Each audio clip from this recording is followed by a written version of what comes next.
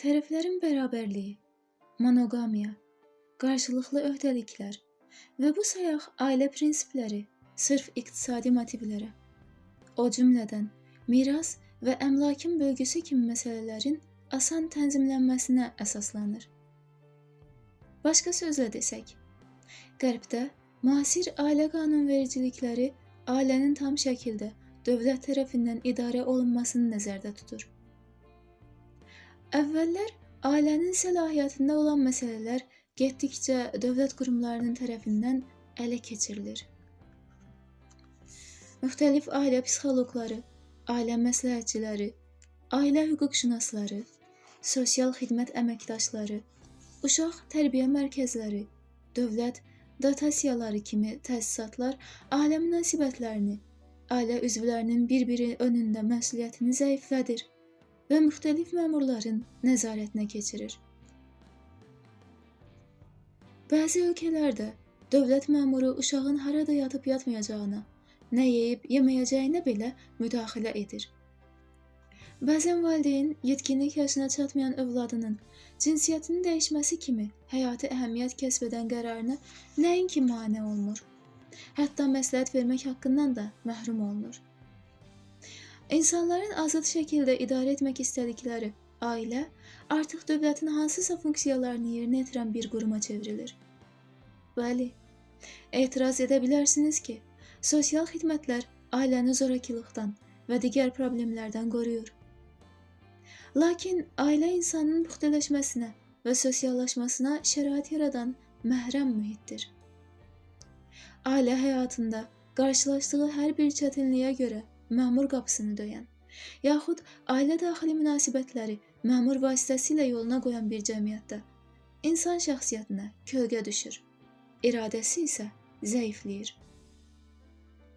Belə məsuliyyətsiz və iradəsiz fərdlər gələcəkdə məmurların nəzarəti altında olmasa, başqaları ilə yalnız aqressiv münasibətlər quracaq. Sonda da Burgessin qəhrəmanı yeniyetmə Alexin həyat tərzini seçəcək. Ailə daxili konfliktləri hətta məmurlar belə həll edə bilmirlərsə, deməli problem metodda deyil, ailəyə yanaşmadadır. Hesab olunur ki, məhz iqtisadi inkişaf nəticəsində ailənin mahiyyəti də dəyişir. Məsələn, keçmişdə natural təsərrüfat dolanışıq üçün böyük fiziki güc tələb edirdi deyə böyük ailə modeli, yəni ata, ana, övladlar və nəvələrdən ibarət ailə norma sayılırdı. Lakin bazar iqtisadiyyatına keçid dolanışıq üçün daha az fiziki güc və daha çox sərbəstlik tələb etdiyinə görə ailə modeli kiçildi. Yəni valideyn və övladlardan ibarət oldu. Nuklear ailə modeli. Digər tərəfdən, keçmişdə ayrı evə sahib olmaq çətin olduğu üçün böyük ailə bir zərurət idi. İndi isə hər kəs daha asanlıqla öz evinə sahib ola bilər, deyə böyük ailəyə ehtiyac yoxdur. Kiçik ailə modelində ər-arvadın uşaq sahibi olmaqdan imtina etməsi, child-free və tərəflərin iqtisadi azadlığı, övladlar qarşısına məsuliyyət daşımaması, karyeranı uşaq tərbiyəsindən üstün tutması ilə əlaqəlidir. Hətta dövlətin analara yardım etməsi, doğum sayının artmasına ciddi maddi stimul yaratması gələcəkdə işçi qüvvəsinin yetişdirilməsi üçündür. Bir sözlə, ailə tərəflərin birgə dolanışığı və iqtisadiyyatın davamlı inkişafı üçün kiçik bir iqtisadi qurumdur. Bu səbəbdən ailə haqda əks cinslərin, hətta iki insanın ittifaqı kimi təsəvvürlər də müasir dünyada köhnəlib. Əgər insanların seçdiyi ailə modeli iqtisadi siyasi quruluşa və bu quruluşu formalaşdıran ideologiyaya uyğundursa, onu təqdir etmək lazımdır. Əksinə, uyğun deyilsə, həmin ailə modeli və onu yaradan dəyərlərlə mübarizə aparılır.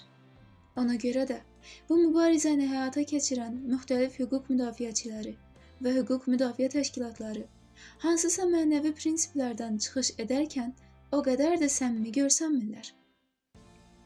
Məsələn, iqtisadi cəhətdən geridə qalmış ölkələrdə erkən nikahları tənqid edərkən cinsi yetkinliyə təzəcə çatmış qız uşaqlarının mənəvi sarsıntı keçirdiyi bilinir. Bu söz düzdür. Qızlar ailə qurmaq üçün psixoloji cəhətdən hazır olmalıdırlar. Biz özümüz də dəfələrlə erkən nikahı tənqid etmişik. Lakin qeyd olunan ölkələrdə qızların erkən ərə verilməsi də iqtisadi və sosial amillərlə bağlıdır. Eyni zamanda nümunə kimi göstərilən ölkələrdə sadəcə nikaha daxil olma yaşı yuxarıdır. Nikaha qədər isə yeniyetmələrin cinsi həyat yaşaması təbii haldır. Əgər hər şeyin meyarı iqtisadi faktorlardırsa, o zaman iqtisadi səbəblərdən qızların erkən ərə verilməsi tənqid olunmamalıdır. Yox, əgər tənqidə səbəb qızların cinsi həyata psixoloji hazırlıqsızlığıdırsa, o zaman dünyanın hər yerində yeniyetmələrin cinsi həyat yaşamasına hüquqi məhdudiyyətlər tətbiq olunmalıdır. Lakin bunların heç biri mümkün deyil. Axı fundamenti cinsi instinktlər və mənfəətpərəstlik üzərində qurulan müxtəlif müasir mədəniyyətlərdə iqtisadi və hüquqi sistemləri bu mədəniyyət sayəsində yaranan cəmiyyətlərdə kimisə mənfəətpərəstlikdə və ya cinsi meyllərini idarə edə bilməməkdə ittiham etmək absurddur. Bu sistem zaten qarşısına məqsəd kimi mənfəət və şəhvətini hər şeydən üstün tutan insan yetişdirməyə qoyub. Fərz edək ki, bugün hansısa ənənəvi cəmiyyət liberal dəyərlərlə yaşayır. Orada erkən nikahların qarşısı alınacaq, amma erkən yaşlardan cinsi münasibətlər yaşamağa heç bir qadağa qoyulmayacaq. Problemi daha dərindən araşdırmalıyıq. Ehtiras hissini təzə təcrübə edən yeniyetməyə instinktlərinin əsrinə çevrilməməsi üçün bir mexanizm təqdim etmək lazımdır. Bu da yalnız insana həm də mənəvi varlıq kimi yanaşan mədəniyyətdə mümkündür. Yalnız mənəvi prinsiplər yeniyetməni instinktlərini idarə etməyə vadar edə bilər. Sırf ehtiras və ya maddi maraq üzərində qurulan, dövlət qurumlarının davamlı müdaxiləsi ilə yaşayan ailə özünə hakim olan şəxsiyyət tərbiyə edə bilərmi? Öncə deyildiyi kimi, müasir mədəniyyət qarşımızda radikal seçimlər qoyur. Müasir ailə modeli bizi qane etmirsə, o zaman ənənəvi modeli seçə bilərik. Ənənəvi model dedikdə, sərt patriarxal, ən yaşlı kişinin hakimi mütləq, digər ailə üzvlərinin isə təqribən qul statusunda olduğu bir ailə quruluşu nəzərdə tutulur. Ən azından müasir təhqiqatçılar ənənəvi ailə dedikdə məhz bunu nəzərdə tuturlar. Fərqli ölkələrdə fərqli ənənələr ola bilər. Lakin onları birləşdirən məhz sərt patriarxal quruluşudur. Və təəssüf ki, hamımız müşahidə edirik ki, belə ailələr heç də az deyil. Nə üçün təəssüf? Çünki qorxu və ya maddi əlacsızlıq üzərində qurulan ailə formal olaraq nə qədər gözəl və möhkəm görsənsə də, bir o qədər ailə üzvlərinin şəxsiyyəti üçün təhlükəlidir. Hər gün xəbərlərdə məişət problemləri zəminində nə qədər cinayətlərin törədildiyini oxuyuruq. Məhz bu cür ailə modelinin uğursuz olduğunu dəlillər gətirənlər boşanma statistikasının ildən ilə artmasını böyük sevinclə qarşılayırlar.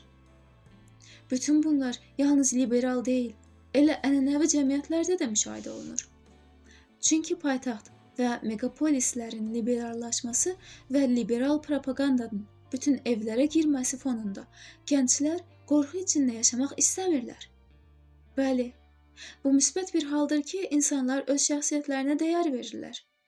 Müsbət haldır ki, getdikcə ailə qorxu və maddi əlacsızlıq üzündən qurulmur. Lakin alternativ nədir? Ənənəvi cəmiyyətlər bu gedişatla yağışdan çıxıb yağmura düşür.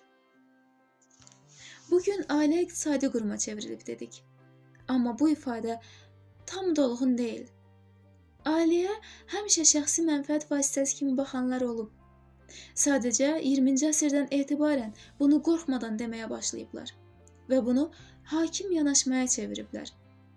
Əslində, müasir və ənənəvi ailə modelləri arasında elə də ciddi fərq yoxdur. Formalar fərqli olsa da, məzmun təxminən eynidir. Məzmunu qorxu, şəhvət və tamah olan ailənin hansı formada olacağının nə əhəmiyyəti var ki? Nə fərqi var insan şəxsiyyətini hansı şəkildə alçaldacaq? Nəticə etibarilə bunu ehtirasa, pula və ya başqalarının gözündə yüksəlməyə görə edəcək. İndi kimsə buna ənənəvi ailə, kimsə nuklear ailə, kimsə də alternativ ailə görüntüsü verir deyə heç nə dəyişmir.